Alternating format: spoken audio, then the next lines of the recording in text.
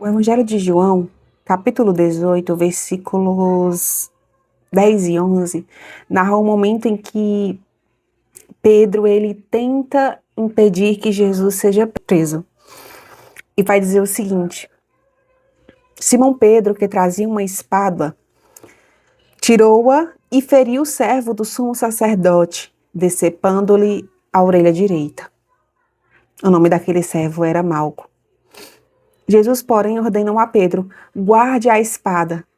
Acaso não haverei de beber o cálice que o Pai me deu? Essa resposta de Jesus, ela traz consigo muitas coisas que muitas vezes nós estamos trazendo na nossa vida e muitas vezes nem nos damos conta. Aqui em nenhum momento Jesus repreende Pedro por qualquer outro motivo que não seja tentar impedir que o plano se cumpra, tentar impedir que a palavra se cumpra, tentar impedir o que jamais poderia ser impedido.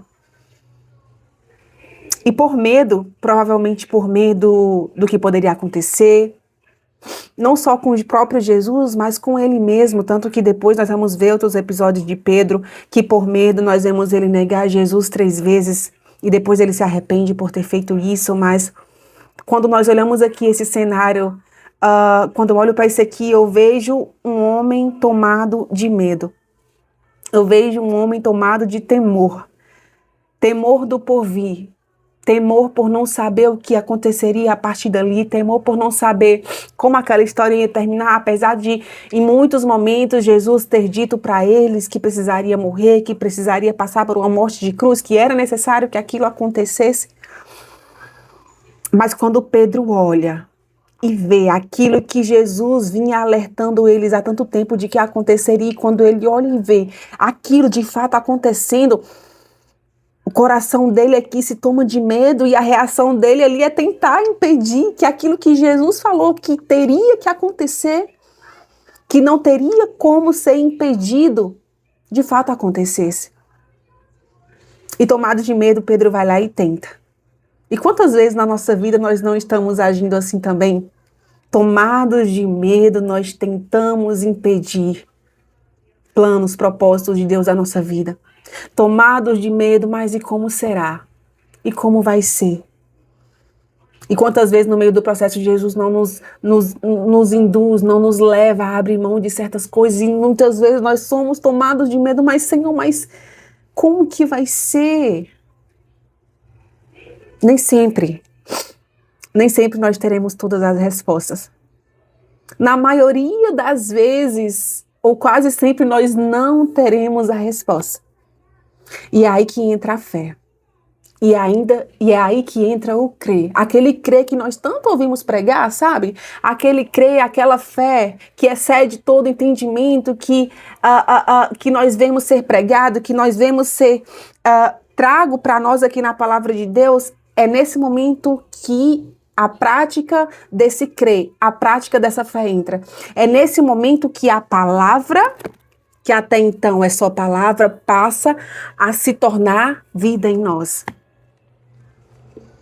É quando nós não temos todas as respostas que nós precisamos crer. É quando nós não temos todas as respostas que nós precisamos confiar. É quando nós não temos todas as respostas que nós precisamos ter fé. É fácil? Não. Nós sabemos que não. Mas com certeza, crer é o melhor caminho. Com certeza, permanecer confiante é o melhor caminho. Com certeza, perseverar em fé é a melhor decisão que nós poderíamos tomar por nós mesmos, pelo nosso futuro, pela nossa salvação, para que um dia possamos desfrutar não só aqui do cumprimento da promessa, mas que possamos desfrutar de uma eternidade com Ele, lá, uma eternidade que não haverá choro, que não haverá pranto, que não haverá desertos mais, que não haverá nada do que hoje muitas vezes nós temos que enfrentar aqui. Ele prometeu que estaria conosco. E se nós olharmos para trás, se nós olharmos para a nossa caminhada, se nós olharmos para a nossa trajetória, nós vamos contemplar o mover do Senhor da nossa vida. E ao ver o Senhor operando na nossa vida, em cada momento lá atrás, nos faz ter uma fé ainda mais fortalecida hoje. E quando nós estivermos lá na frente, que nós olharmos para o nosso hoje, que então será o nosso passado, nós também nos encheremos de fé, porque contemplaremos o favor do Senhor, nós oraremos e veremos que o Senhor foi conosco sim. Muitas vezes no momento muitas vezes nós não vemos. Muitas vezes no calor da emoção, como Pedro nesse momento.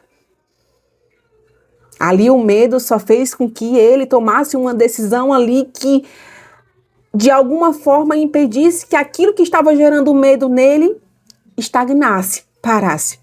E muitas vezes nós estamos fazendo como Pedro, tentando fazer com que o plano pare, por medo, tentando fazer com que o plano estagne, por medo, tentando impedir que o plano se cumpra ou que ao menos nós possamos retardar um pouquinho, por medo.